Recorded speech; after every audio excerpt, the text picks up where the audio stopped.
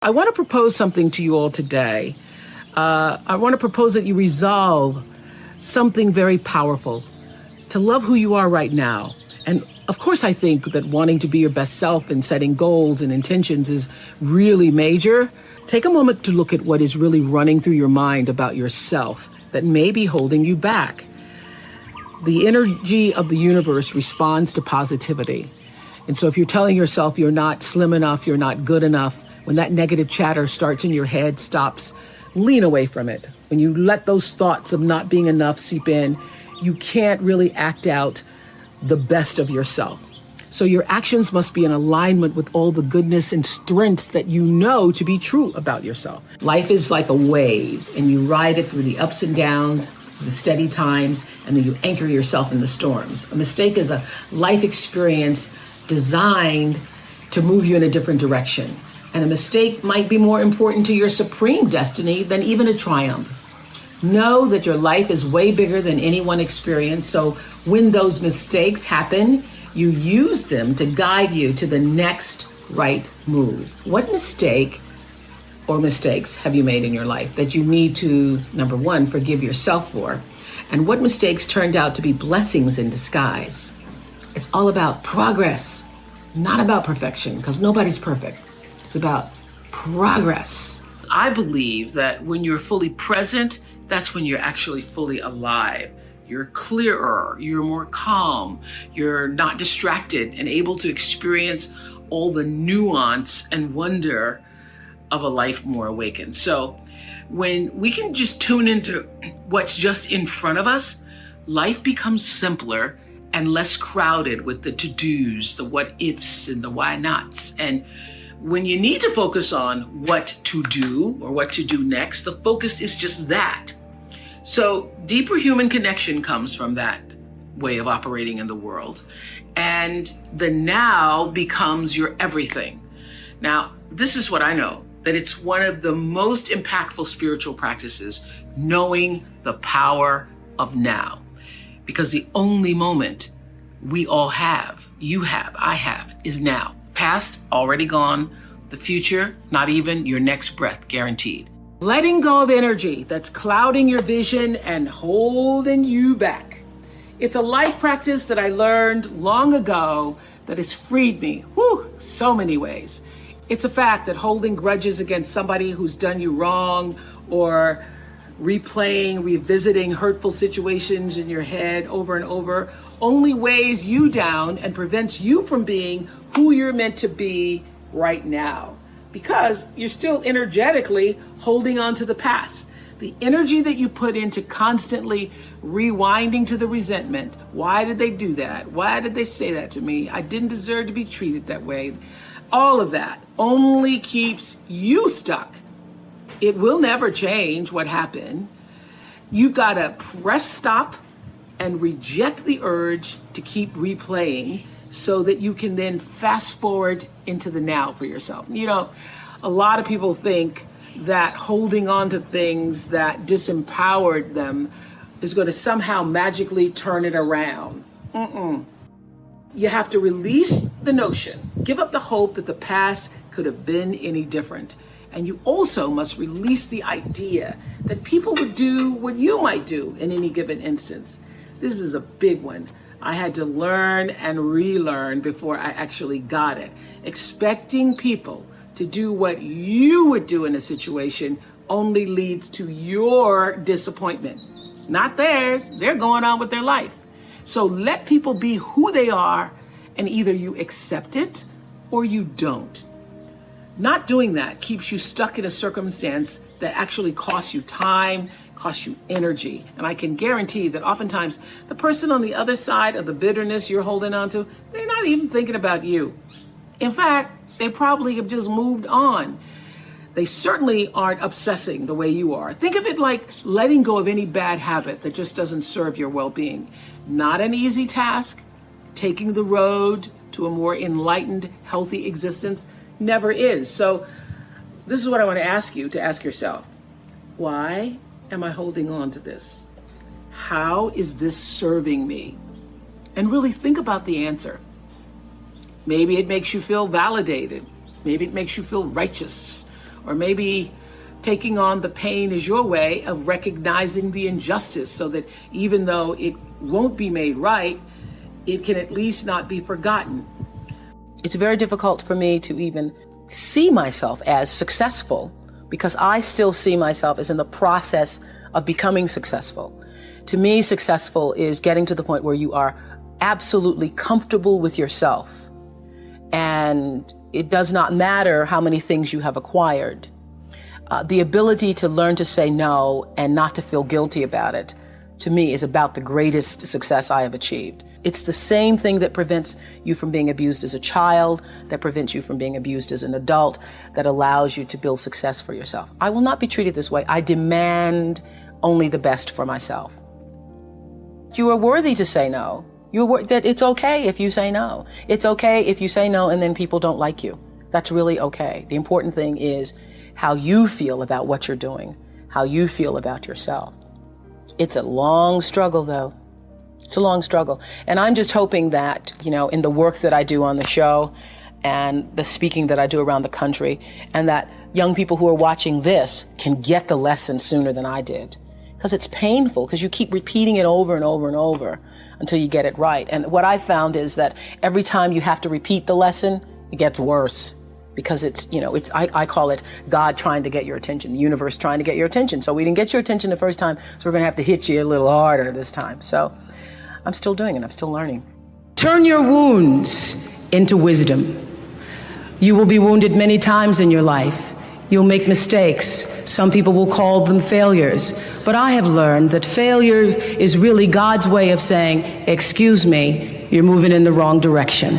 What is the truest, highest vision that you hold for yourself? No matter where you are in your life, there's always the next level. There's always the next level to the last breath. So I feel that I always knew that I would be done with the show when I felt like, oh, I've said as much as I could say here on this platform. So I feel that until you have used your value as a human being, you're not done. I teach them that there is no life without cultivating a spiritual life, because you are first and foremost a spiritual being having a human experience. And if you lose sight of that, it's easy to get lost in the world, and no one can save a world that they're lost in when they've lost sight of their own North Star. So having a spiritual life actually means actively and ritually creating the space in your life all the time for gratitude, for kindness, for empathy, for inspiration, for joy, and for reverence for life in the home of your soul first. And then working to spread that inner joy outward. It means slowing down. It means taking in the moment. It means being exactly where you are, not distracted somewhere else. It means knowing who you are and getting about the business of fulfilling why you really came to our planet. It is your job to make yourself whole. Not perfect, but whole and full. Your real work in life, your real work, is to fill yourself till your cup runneth over, so that you're never grasping and needy, clamoring and insecure. When you're saying, I know who I am, and I'm telling you, it's the thread that runs through everything. It's the thing that allows you to stand in your own truth. And one of the things for years that Maya Angelou used to say to me is, baby, you need to know that you alone are enough. You alone are enough. What I know for sure is that in this world, time is a moving on, and it's our most valuable commodity. You can never get it back. So staying in that loop, playing it over and over in your head of hurt, only amplifies your pain. Let it go. Exhale, make room in your heart for something that is uplifting. Surround yourself with people who want the best for you. You have the ability to shift the DNA of your spirit and control how you perceive life. So why not lighten your load and let it go? Living integrity means living in a way that honors your truest self. It's doing the thing that you know you're supposed to do. My friend Martha Beck says that deep down, we all know what makes us happy and how to create your best possible life. And that knowledge is actually coded into your very nature. But I also know how challenging it can be to listen and trust your own inner voice, especially when you feel the pressures of what everybody else thinks you're supposed to be doing. You're supposed to get married. You're supposed to stay married. You're supposed to have a baby. You're supposed to have a picture-perfect home. But here's something that I'm hoping you all will realize for yourself. Sometimes it takes doing the things that people or society say you're not supposed to be doing to find out what is true for you. What are you really supposed to be doing? For example, at the very beginning of my career, some of you have heard this story, I worked as a news anchor and reporter in Baltimore. It taught me a lot about life. And during that time, I knew I wasn't being my authentic self. I didn't like doing the news. I just didn't like it. But the voice of my father, who thought he knew what I was supposed to do, and even my own voice saying, wow, this is an important job. My father was saying, don't you give up that job, girl. You're making $25,000. You're never going to make that in 1 year.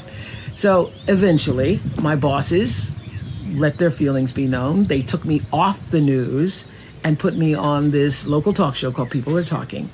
And when that decision was made at first, I thought it was a demotion.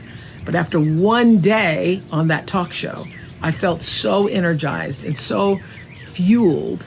I knew that I had come home to myself. And that's what living integrity, even in your work, feels like. So trust me when I say that only you know what that feels like for you. And with that in mind, I want us to be more in alignment with the truth for ourselves this week. Who you're meant to be, who you are right now. What have you been waiting and wanting to do? All those insights should fuel your decisions about how you move through the world right now. Pay attention to what makes you feel lit up from the inside. Examine any moments when your head saying one thing and your spirit is saying another. And everybody has a different talent. And the reason we're all so messed up is because you're looking at everybody else's talent and wishing you had some of their talent. All the energy that you spend thinking about, wishing about, being jealous of, envious of anybody else is energy that you're not only putting out, it's going to come back to you negatively, but you're taking that away from you. All your energy should be forced on, what do I have to offer? What do I have to give? How can I be used in service? Because Dr. King's message of not everybody can be famous, but everybody can be great, because greatness is determined by service. And there is not a job in here that you can do that you don't switch the paradigm to service and not make that job more fulfilling.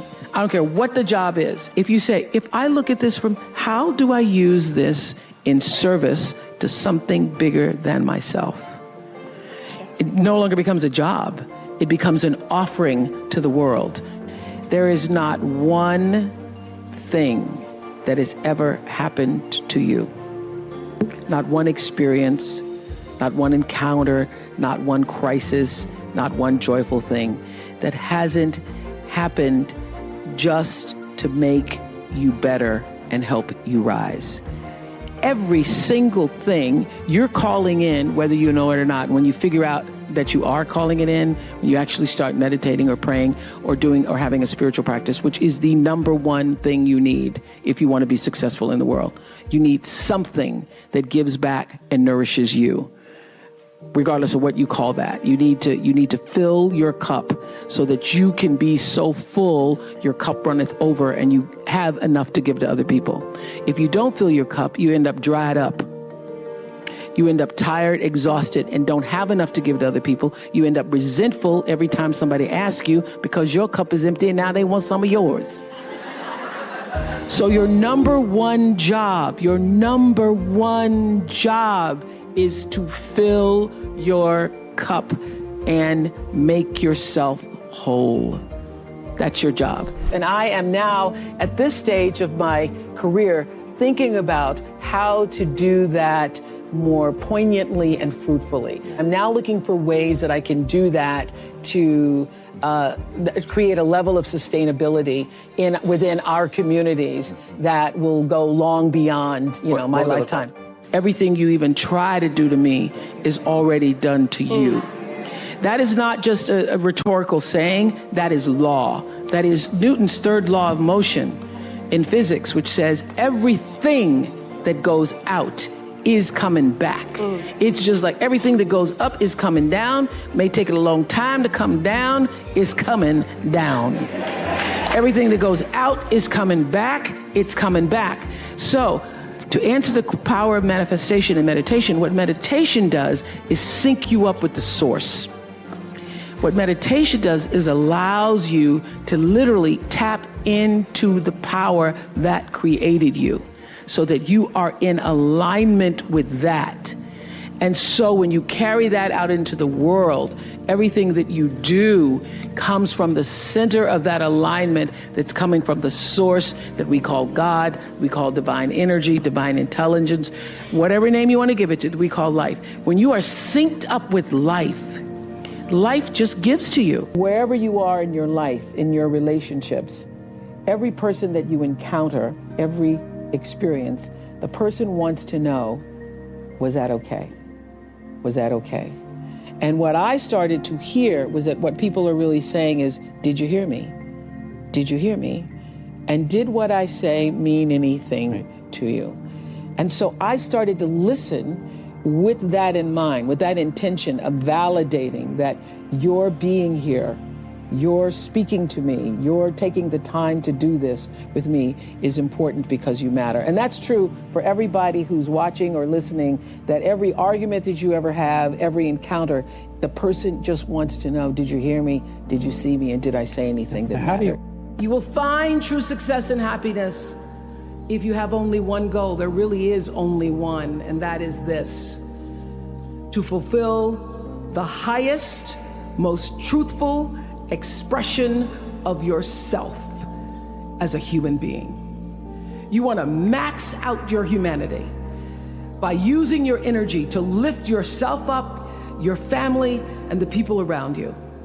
Theologian Howard Thurman said it best. He said, don't ask yourself what the world needs. Ask yourself what makes you come alive, and then go do that. Because what the world needs is people who have come alive. Do you believe that you are worthy of happiness? Do you believe that happiness, success, abundance, comfort, fulfillment, peace, joy, love is a part of your birthright? Is that what you believe? Or do you believe something else? Because you will manifest the life that you believe. I've always known that no matter what my belief is, I'm going to be all right. Empowerment is authority. It is a signed permission slip to actually seize the day. It's the process of getting stronger and more confident and more engaged. And to be empowered is to move through the world without any kind of fear or any kind of apology. And with these gifts comes an even deeper privilege, I believe, and that is the ability to take charge of your own life, to own yourself, and claim your rights. And here's what I know for sure, that to whom much is given, much is expected. And I have been given so much. I've earned it, I've been blessed with it, but I've been given a lot. And that's why I've chosen to use my life to lift other people up. Nobody's journey is seamless or smooth. We all stumble, we all have setbacks. If things go wrong, you hit a dead end, as you will. It's just life's way of saying, time to change course. So ask every failure, this is what I do. Every failure, every crisis, every difficult time, I say, what is this here to teach me? And as soon as you get the lesson, you get to move on. If you really get the lesson, you pass and you don't have to repeat the class. If you don't get the lesson, it shows up wearing another pair of pants or skirt to give you some remedial work. And what I found is that difficulties come when you don't pay attention to life's whisper, because life always whispers to you first, and if you ignore the whisper, sooner or later you'll get a scream. Whatever you resist persists, but if you ask the right question, not why is this happening, but what is this here to teach me? What is this here to teach me? It puts you in the place and space to get the lesson you need. I have always known this about celebrity. The real power of being somebody that somebody knows, and I really think that the only difference between being famous and not is that more people know your name. So the only difference between understanding that is understanding that what Selma has done, what Susan has done, what Anna has done, Rebecca has done, what Jim has done, what I've done, you too can do. Because true philanthropy comes from living from the heart of yourself and giving what you have been given. How will you do that? How will you use your personality, the energy of your personality, to serve that which is your soul's calling? I know this for sure. Any life, no matter how fantastic it is, how glorious it seems, how much attention you receive, how much square footage you have, any life and every life is enhanced by the sharing and the giving and the opening up of the heart space. Your life gets better when you can find a way to share it with someone else. So what we've done, you can do. The real empowerment comes when every person leaves this room and makes a decision. Maybe that decision is that you will write a check and support some of the wonderful organizations you've heard here today. But the true decision is, how will you use yourself? How will you use everything that you have been given to serve that which is greater than yourself? How will you use that to become truly, authentically empowered? Now, it is a beautiful thing to receive an award and to be on the cover of Variety. Thank you very much. It's a beautiful thing. But the true reward is in the lives that you are able to touch and the people who you know you have impacted. I live and move and have my being. And you want to know why I am really so successful? I knew that at 4 years old. I knew that when my grandmother said, you better watch me now, because one day you're going to have to learn how to wash these clothes and hang them up like this. So watch how I hold these clothespins in my mouth. I went, And the reason I could do that is because spirit, otherwise known as intuition, my instinct said, that's not going to be my life. So we all have that spiritual side. And this lesson tonight is about connecting to it. I believe that beneath the surface of all physical problems is a spiritual solution. There is a spiritual solution. Why? Because you are a spiritual being having a human experience. That's the beginning of understanding spirituality. You are a spiritual being having a human experience. And I would say reading is the strongest signal for success in the future that I've ever seen. It is the strongest. I got my first job in radio when I was 16 years old, because I've been broadcasting since I was 16 years old. But my first job I got because I was a great reader. When you are a great reader, you can articulate and speak and command the English language in ways that other people cannot. And people think you're a lot smarter than you are, lots of times, because you're a great reader. If somebody ever says to you, if you're ever rejected in that way, you never, ever, ever forget it. I said, but it's okay. I did okay, you did okay. It's all right. It's all right. But the answer to your question is, if you can find what is your passion, if you find what you love, you never get tired. Or if you do get tired, you're fueled by the energy of your work. So I believe that that what has happened to me is really the beginning of the greater passion to come. But if you find out what you're supposed to do, and you know what you're supposed to do by how it feels. You know, people wait on the voice of God to be the Moses in the burning bush. I think that was only Bible talk, you know, because he doesn't come to burning bushes for people. He comes through your heart. He speaks through your heart, through your feelings. And so you know if you're doing the right thing, if it feels like it's right to you. And when you hit the thing that feels, right, when you know it's the right thing, you know it's right because it gives you your juice, and you know it's right because you would do it for nothing. You would do it for nothing and find a way to be able just to do it in order to be able to continue. That's how you know you're doing what you're supposed to be doing. From time to time, you may stumble, fall. You will for sure count on this. No doubt. You will have questions and you will have doubts about your path. But I know this, if you're willing to listen, to be guided by that still small voice that is the GPS within yourself, to find out what makes you come alive, you will be more than okay. You will be happy, you will be successful, and you will make a difference in the world. Many times you will have angst and worry about things and put yourself in a state, like someone said this morning because their phone went off, they were mortified over a phone. I said, really? You will put yourself in a state when the other person really isn't even thinking about you. So learning that I could specifically determine for myself what the boundaries were for me, what I wanted to do, give my money, give my time, give of my service to who I wanted to give it to when I did, that I get to make that decision.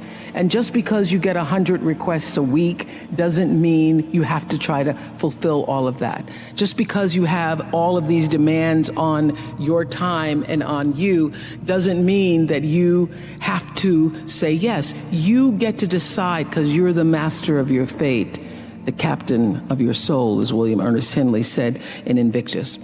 And understanding that really changed the meaning of my life, in that I was no longer driven by what other people wanted me to do, but took charge of my own destiny, making choices based upon what do I feel is the next right move for me. Create a baseline for ourselves that's based on intention. This was around 1989 when I'd read Gary Zukav's book called The Seat of the Soul.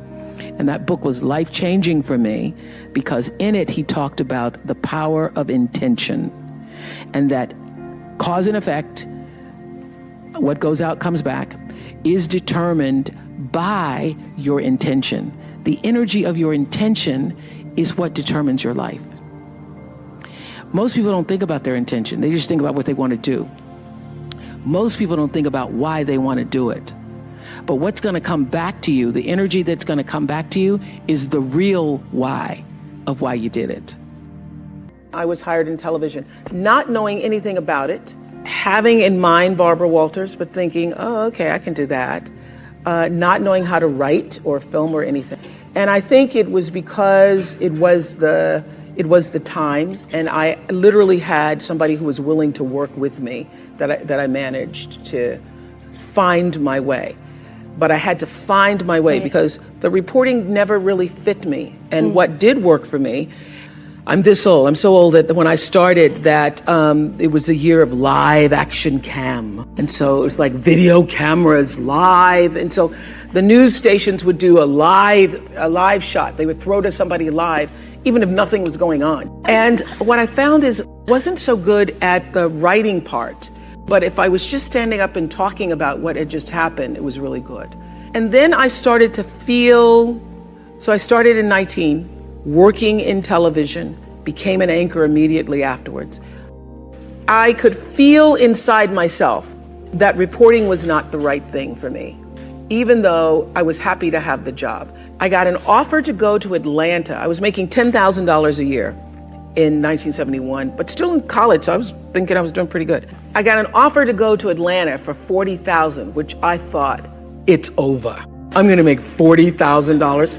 And my boss at the time said to me, you do not know what you don't know. And you need to stay here until you can learn to write better, until you can perfect your craft as a journalist. And so he said, and we can't give you 40, but we can give you 12. So to make a long story short, because I'd be here all day just talking about how it all came about, I started listening to what felt like the truth for me. I started to feel that reporting wasn't for me. But I had my father, I had my friends, everybody was saying, oh my God, you're an anchor woman, you're on TV. I mean, you can't give up that job. And by the time I was making 25, my father goes, well, you just hit the jackpot. You're not gonna make no more money than that. That's just it. So I was torn between what the world was saying to me and what I felt to be the truth for myself. It felt like an unnatural act for me reporting, although I knew that to a lot of people it was glamorous. And I started to just inside myself think, what do I really want to do, what I really want to do. And I will say this, knowing what you don't want to do is the best possible place to be if you don't know what to do. Because knowing what you don't want to do leads you to figure out what is it you really do want to do. When I was a news reporter, it was so unnatural for me, to cover somebody's tragedies and difficulties and then to not to feel anything for it. If I were to put it in business terms, or to leave you with the message, that the truth is I have from the very beginning listened to my instinct. All of my best decisions in life have come because I was attuned to what really felt like the next right move for me. So when I got the call to come to Chicago, after starting with a co-anchor and working in talk for several years, I knew that it was the right thing to do. Every single person, except my best friend Gail, said you're gonna fail. Every single person when I left, my bosses by this time thought I was terrific and said, you're walking into a landmine, you're gonna fail, Chicago's a racist city, you're black, you're not gonna make it. Everything to keep me staying. They then offered me a car and an apartment and all this stuff. And I said, no, if I fail, then I will find out what is the next thing for me. And I was not one of those people, all of my, the people who worked with me in news, they would have their tapes and they'd have their stories and they'd have, resumes ready.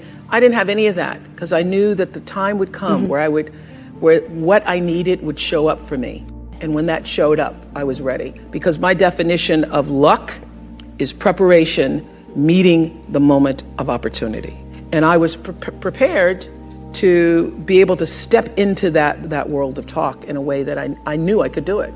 I changed how I viewed power about 1989. There was a book I read by a man named Gary Zukav called Seat of the Soul. And in Seat of the Soul, he defined what is true power, what is authentic power. And his definition of authentic power, meaning the kind of power that can never be taken from you. Not your looks, not your fame, not your money, not your square footage, but authentic power is when the personality, your personality, comes to serve the energy of your soul. When you are able to align who you are, who you've become in the world, with really what you've come to do in the world, when your personality serves the soul. So I thought a lot about that. That book was actually life-changing for me. And I was building a home in Santa Barbara. And as anybody who's ever built a bathroom or a home or anything, nothing ever happens on time. And it was 2002 and we're supposed to be finished and it wasn't finished. And I was like, I can't wait to get in my house and I'm finally gonna have a great Christmas and I'm gonna do the kind of Christmas that I dreamed of from the Courier and Ives, cards. So I'm gonna have the wreaths on the door, but I didn't have a floor, so it's a little difficult to do that. So I started to think, if I can't do that Christmas, well, what am I going to do for Christmas? My house isn't even ready, and what can I do? So I started, as I was walking around through the trees, sitting under that tree, because my favorite time is to be alone with my thoughts. And as I was alone with my thoughts, I was thinking, what would be the next best possible Christmas for myself? And I thought of the best Christmas I ever had. The best Christmas I ever had was when I was 12 years old. My mother was on welfare. I was living with my mother and a half brother and sister in Milwaukee. And my mother called me, the oldest, to say, into a room to say, we won't be having Christmas this year. I said, we won't be having Christmas. What about Santa Claus? There is no Santa Claus. I had already figured that out, but okay. I was embarrassed and I was ashamed because for the first time, I had to face the reality that, what I've been suspecting, that we're not like the other kids, that we really are poor, is true. So we're not going to have Christmas and there is no Santa Claus. My first thought after being embarrassed and ashamed was, what will my story be? What am I going to tell everybody when we go back to school and they're showing their toys and I don't have anything to talk about? What am I going to do? I'm not going to go outside tomorrow when everybody's out in their yards showing the toys they got for Christmas. I'm going to stay inside. Am I going to pretend I'm sick? What is my story going to be? Well, late that night, some nuns showed up at our house and they brought a basket of food and they brought toys for my brother and my sister. And I was overwhelmed with joy that those nuns showed up. Not because they brought me a Tammy doll when I really wanted a Barbie doll. I was overwhelmed because somebody remembered that we existed and somebody cared enough in the middle of the night to come to our house with food and toys. And also I would now have a story. So as I was contemplating that was the best Christmas I ever had, I thought, how could I make that possible for somebody else? What could I do to create the same kind of experience for other children? So I took 50 members of my team at Harpo and hired another 50 people in South Africa. And we went to South Africa with the idea of creating something that we ended up doing a documentary about called Christmas Kindness. Christmas Kindness, using my personality to serve the energy of my soul. So we went from village to village, offering toys and clothes, food, soccer balls to children who'd never experienced Christmas before. And early in the morning, you could see them lining up by the thousands to come. And we actually went to 10 or 12 villages to do this. And people said to me at the time, oh, that's so frivolous and the kids won't remember it. And why don't you use your money to do something else more substantial, Oprah? And I said, they may not remember the toy. They may not remember the clothes, although they were most excited, the children, to open boxes containing clothes because, as their caretaker said to us, having new clothes made them not feel poor. And for so many of these kids, it was the first time they'd ever experienced having something that was new for them. They may not remember what they got in the box, but they will remember that somebody remembered them. They will remember the experience. I know you all have heard the phrase, everybody makes mistakes, countless times in your life, and maybe even said it to console someone and encourage them to not dwell on a misstep. So I'm asking today, why do we let our mistakes overshadow our good decisions and accomplishments? What I know for sure is that mistakes are here to help define us. And when I started the Oprah Winfrey Network, I definitely made some mistakes, some missteps. We launched before we were ready. And I got to tell y'all, if I knew then what I know now, I would have done a lot of things differently. I remember saying at the time that if I was to write a book about it, I would call it Mistakes 101. Sometimes when you aren't listening to those inner voices and the knowing of your own purpose, you can get off track. And even when I know how to listen, sometimes if I don't listen, I get off track really quickly. You can get in the wrong relationships, or you can do things prematurely, get yourself off track. Well, this is what I know. Every perceived mistake can be an opportunity to know better and do better. And from that perspective, there really is no such thing as failure. We may perceive it that way in the moment, but things always turn around and eventually lead you to the path that you're supposed to be on if you're paying attention. What are you here to do? What are you here to fulfill? What are you here to offer? Maybe it's friendship, companionship, leadership. Maybe you're all the ships, including the mothership that's always steering things forward for the rest of the people in your life? Well, I want you to know this for sure. Life is like a wave, and you ride it through the ups and downs, the steady times, and then you anchor yourself in the storms. A mistake is a life experience designed to move you in a different direction. And a mistake might be more important to your supreme destiny than even a triumph.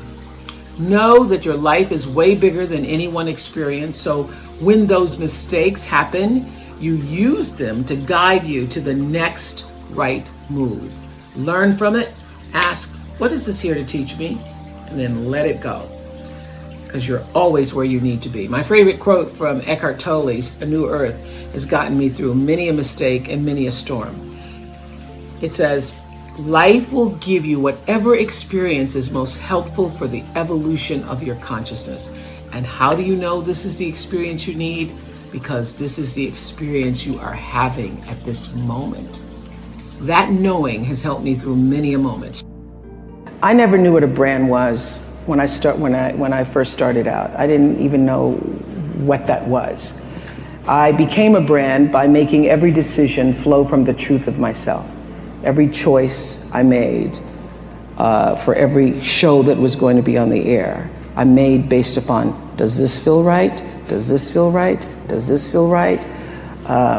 Is this going to help somebody? Is this going to help somebody? That's not going to help somebody. And I learned my biggest teachers were people like the Ku Klux Klan and skinheads, because I was sitting on television one day doing an interview with the KKK. And I realized in that moment that the energy that I was broadcasting throughout the world was energy that I did not want to be a part of. And so I literally, in the middle of a commercial break, I just thought, I will never do this again. I will only allow my platform to be used for as a force for good. And that there are many forms of the KKK, even if it's not called that. So I really made a conscious decision to use myself and to use the platform for that which I thought was going to enhance, enlighten people in a way. So that's the difference. In that moment, I stopped being used by television and made a decision to use television. Does this happen to y'all? The older you get, you find it hard to believe the number you are, because you still feel like you've always felt. At the end of this week, I'm turning 68.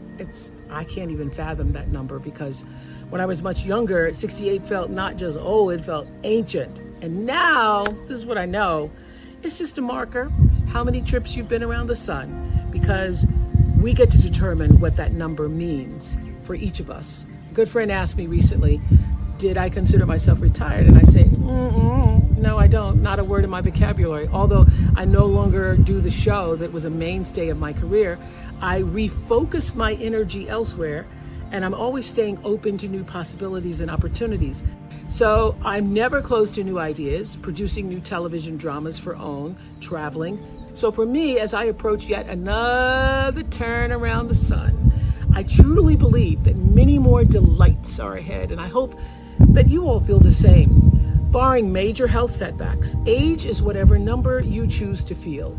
Gail says she feels 45. I don't even have a number, because I just feel like now, the present moment, because that's all we ever have. The past is gone, the future's not promised to anybody, and when the future does show up, it's still going to be the now. So I live for, I celebrate, and consistently remind myself to stay in this moment, doing whatever this moment requires, giving it my full attention. And in this moment, I feel connected to the source of all things. I feel wise and peaceful and content. And yet, this moment allows me to see it's never too late to reach a new height that you never thought possible, or achieve a new goal. It can be as small as picking up a new hobby to add a little more joy in your day, as radical as moving across the country to pursue the life you've always wanted. Whatever you've dared to desire, I encourage you to pursue it in the hopes of starting a next chapter that is bigger and fuller than anything you've lived thus far. So just keep growing and becoming more of yourself. That's the goal. through relationships, through challenges, through victories and setbacks, big and small, to recognize that you aren't just living out your days, you are life, expressing itself through your physical body, your personality, your emotions. And it's never too late to take the reins. In the famous lines of Invictus, you are the master of your fate. You are the captain of your soul. You know, Maya Angelou said to me years ago when I'd come back from doing my school in South Africa, the opening of the school, and she wasn't able to attend, so I came directly from South Africa to Maya's house, Jay, and I was sitting at the kitchen table and she was teaching me how to make biscuits, and I said, oh, Maya, that school's going to be my legacy. It's going to be incredible. And she said, you have no idea what your legacy is going to be, because your legacy is every life you touch. Your legacy isn't one thing. Your legacy is everybody who was moved to, who watched your show, who went back to school, who got out of a domestic violent relationship, who changed the way they saw things. What I realize is that if you come into success and fame, and particularly fame, because fame is its own world in definition, because it really is based upon what other people think of you. So, because fame isn't what you think of yourself, it's what other people think of you. If you come into that and you don't have a grounded, centered self, you will be controlled by the outside instead of the inside. And if you come into that not in the fullness of knowing who you are and what you're supposed to do with that fame, whenever somebody likes you or doesn't like you, that determines whether or not you're having a good day or a bad day. And you have lost control of your own life. So I think what fame teaches you quickly is to grow the wholeness within yourself, so that you're not controlled by others' outside opinions of you. Each of us comes into the world with our own worldview, and that worldview is actually shaped from the crib. And you get from the world what you project into the world, and you project into the world what you were raised with and what you were raised around. So that's why what happened to you is the essential question. I want people to understand, most importantly, that when you are arguing with a friend and they act like they can't hear you because they're arguing so strongly back at you, they really can't, because of the way the brain is structured. So when you're in fear mode, anxiety mode, when you're really amped up, both of you need to calm down, take a walk, take a break, and come back. Well, you start with understanding that your cup being full is how you allow yourself to give to other people. You can't give what you don't have. You can't love if you haven't been loved. You don't even know how to begin to do that. So I think it begins with fundamentally understanding that you are worthy enough, you are valuable enough, you matter enough to give yourself the love that you deserve. And that starts by taking out time for yourself. So I have my own rhythm and pattern. I know that if I go 6 days and then by the 7th or 8th, don't give myself a break, that lots of other things give. That I'm not as alert, I'm not as attuned, I'm not as centered, I'm not as focused. So I know that is my limit. I cannot go beyond a certain amount of days. And for me, walking in nature is my solace. It is where I feel that I am one with all, and all being, all creation and, connected. For other people, it may be dancing, it may be music, it may be knitting, it may be whatever it is that brings some kind of rhythmic pattern into your life. Actually, it was Bruce and I were walking on my campus in South Africa, and there were a group of girls dancing, literally on the lawn, because Lord knows they love to dance. And Bruce says, oh, that's not just, I said, oh, they're just having fun. And Bruce said, oh, they're not just having fun, they actually are healing themselves. Because the rhythmic pattern, that's why when you've been in an argument with someone, or you're in the middle of an argument with somebody, if you just go and take a walk, or you go and turn on some music and you start dancing. If you just have some form of movement, you feel better. One of the most important things, most important takeaways from what happened to you, I believe, is understanding how the brain works. You understand that when you're upset or in fear or angry or are in an antagonized state, and you're trying to reason with a person, a child, your spouse, your boss, your friend, they literally cannot hear you because the reasoning part of the brain is in the cortex, and what you're saying is only reaching the brain stem. So whenever somebody is dysregulated, which is what that is, being anxious and fearful and yelling and screaming, the thing to do is to calm yourself first. Then you will be able to help that other person get calm and regulated.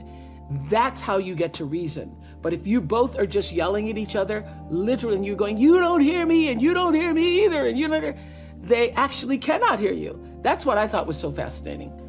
One of the most important things I have learned with coping is to accept this moment for what it is.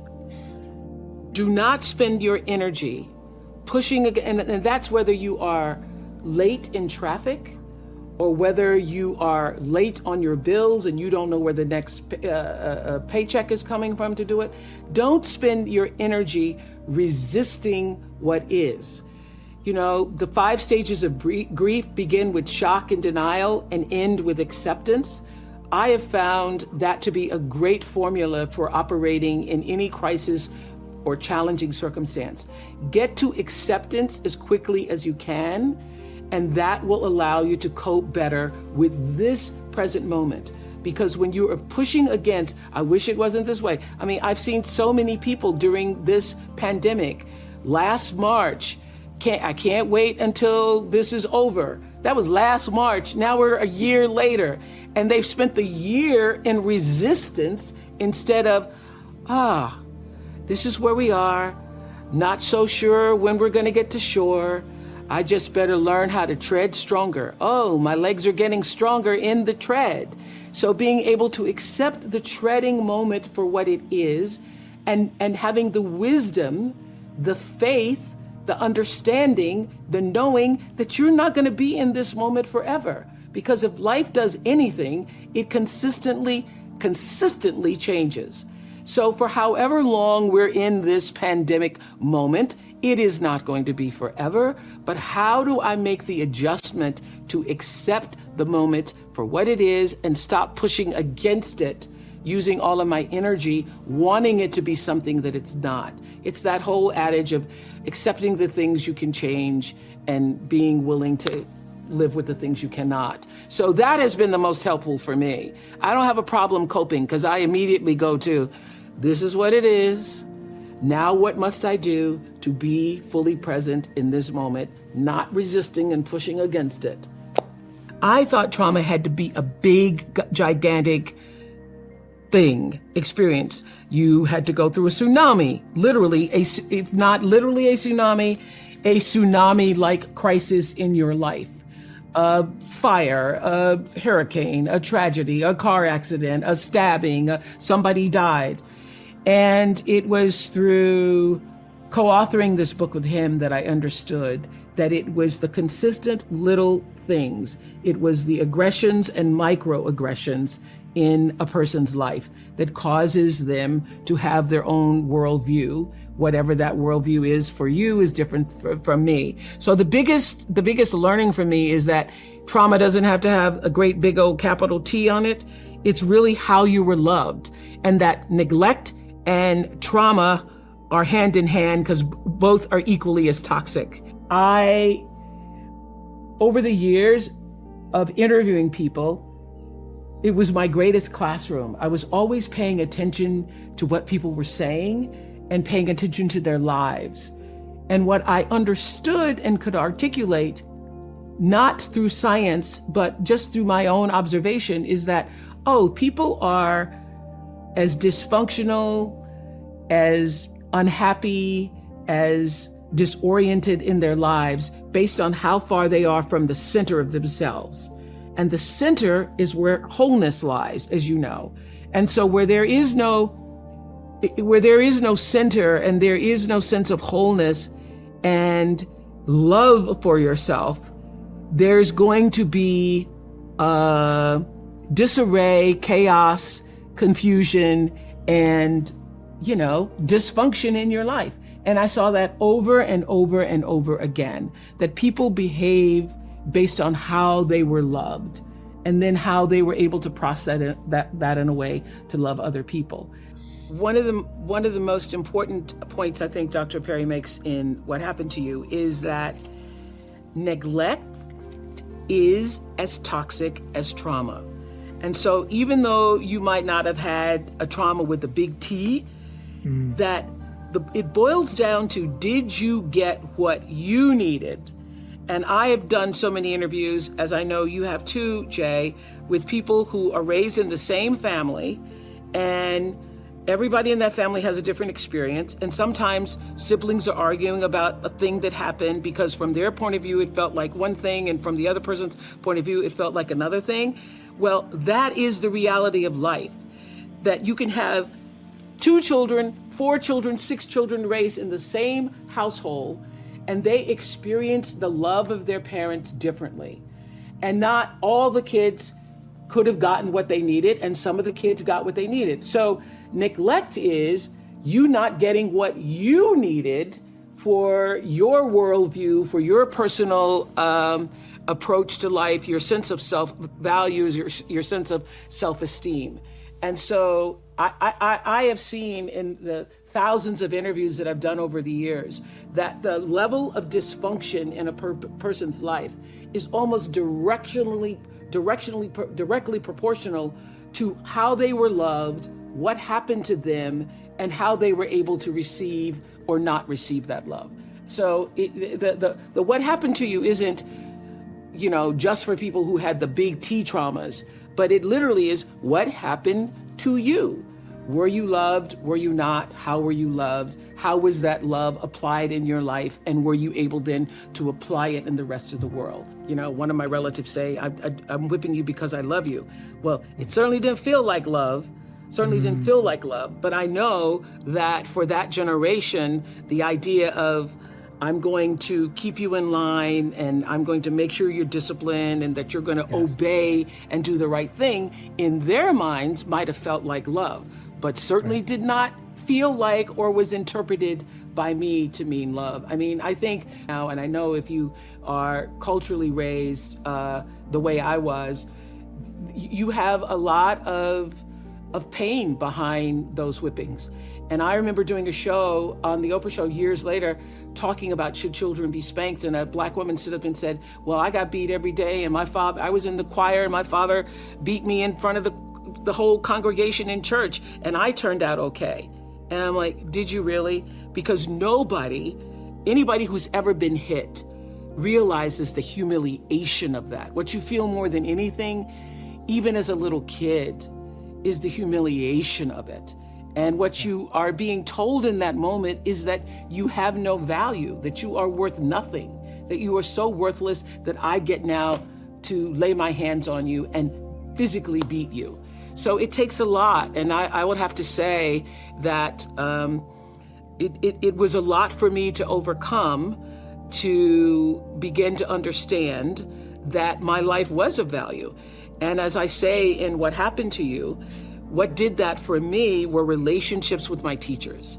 I could cry right now thinking about the teachers who stood in the gap for me and made me feel valued, made me feel important. So it was only at school or speaking in church that I felt a sense of I mattered, that there was some meaning and purpose for me in life. I, grew up in these circumstances where I should have no self-values, no self-worth.